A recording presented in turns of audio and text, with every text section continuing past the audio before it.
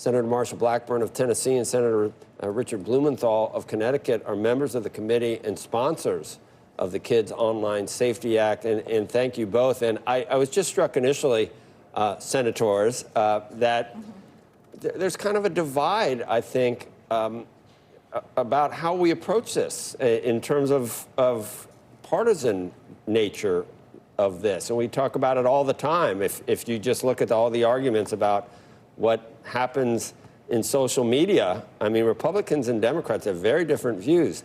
Is this truly something that there are enough things that you two have decided should be in this to make this bipartisan, Senator Blackburn? Yes, indeed there is. Indeed, last Congress, this bill came out of the Commerce Committee with a unanimous vote. And that is something that is significant. The American people, moms and dads, principals, pediatricians, psychologists are all saying this is good legislation. It will put in place a duty of care. It will bring some transparency and accountability to the process. This needs to be passed. It needs to be signed into law. And social media platforms need to be responsible with how they're addressing interaction with our children and what they're doing with their data.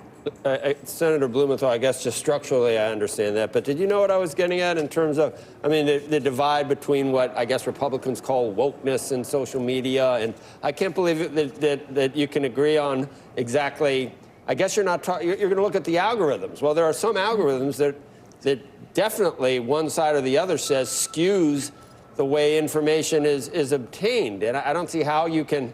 I guess around the edges you can agree on things, but there must be some serious differences between how you would approach this between you and Senator Blackburn. A couple of quick points. First of all, Senator Blackburn's been an absolutely marvelous partner. We have focused on our common ground rather than what the differences may be in other areas, which is the only way to get things done in Washington these days.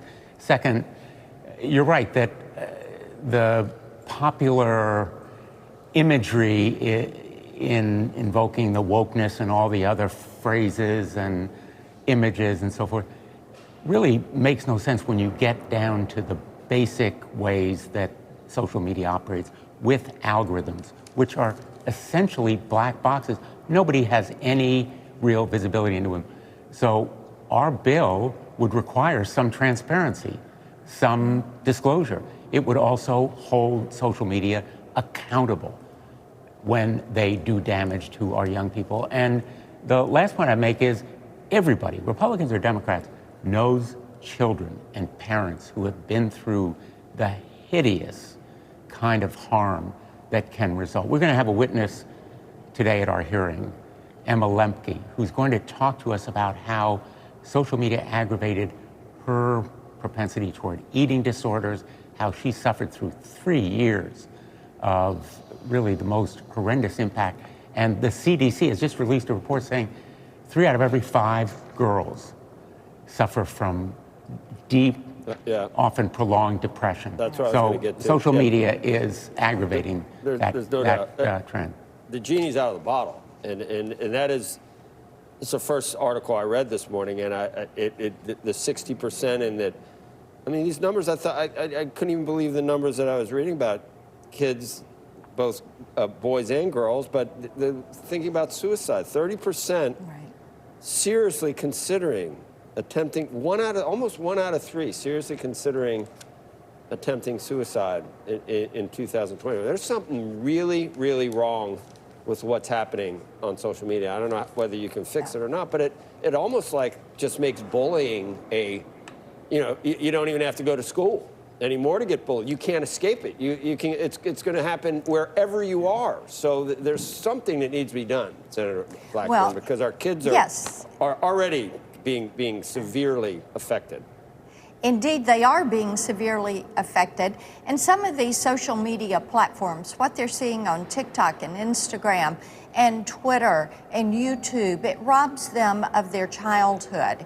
And it pushes forward with these depression acts of depression, acts of despondency.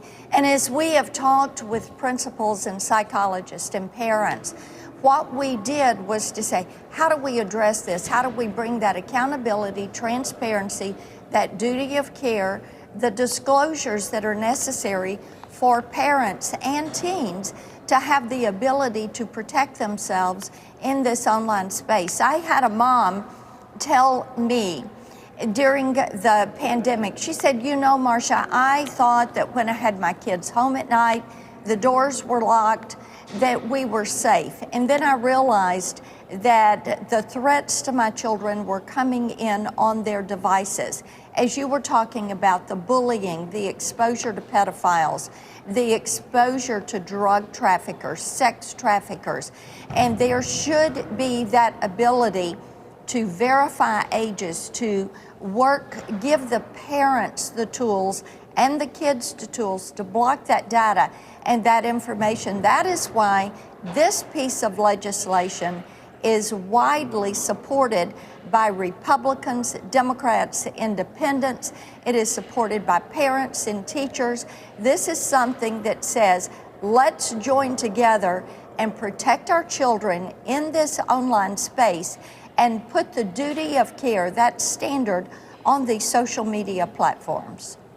Senator Blumenthal, go ahead.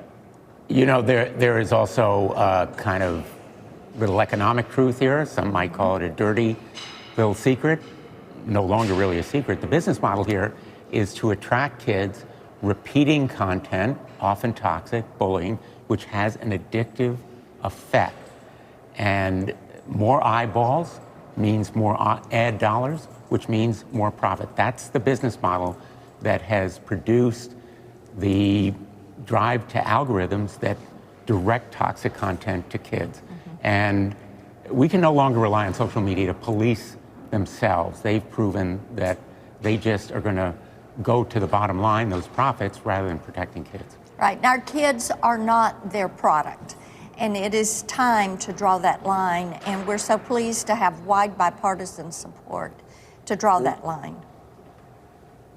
When I was, 20 years ago, we talked about drugs being addictive, and that was the scourge of our high schools and elementary schools. We all worried about that. I almost think, and it's in combination with drugs now too, the online thing you're talking about, but it almost seems more debilitating and more dangerous where we are right now, the social media. And I mean, modern living is hard enough in 2023. I wonder what it would be if there was no social media. It's still difficult to be a young person and to go to school. We all, had experience with that, but this just amplifies it. It seems like exponentially. So I wish you luck, and I don't know if this is going to be tough enough. I don't know how to do it. I don't know if it can be done, Senator Blumenthal.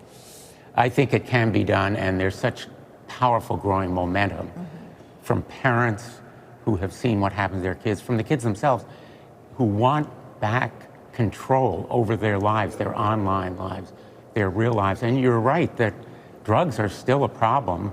And in fact, in many ways, social media can amplify or exacerbate by providing information about drugs. So it really is a phenomenon that we need to address. I can just see how this gets really partisan, though, because I could definitely take one side or the other and point to, I don't know. You know what I'm saying, Senator Blackburn? If I were you, you're from Tennessee, I think, right? And I would point to certain extremes on both parties and say it's your fault. There must be a lot of this with what's going on, and it's difficult, and I'm glad you two at least can work together on this, because I would never do that to Senator Blackburn. Well, and people are saying our children. I'm not going to stoop to that, but I can bring up some things going on the far left that just says, you wonder why we have problems. And I guess you probably could too. Bring up some things on the far right and say, you wonder why we have problems. But I don't wonder why we have problems when I look at the extremes of both parties. But neither one of you are there. You're right here. You're right very close. That's right. Right, okay. Senators, thank you. Appreciate it. Thank you. Okay, good luck.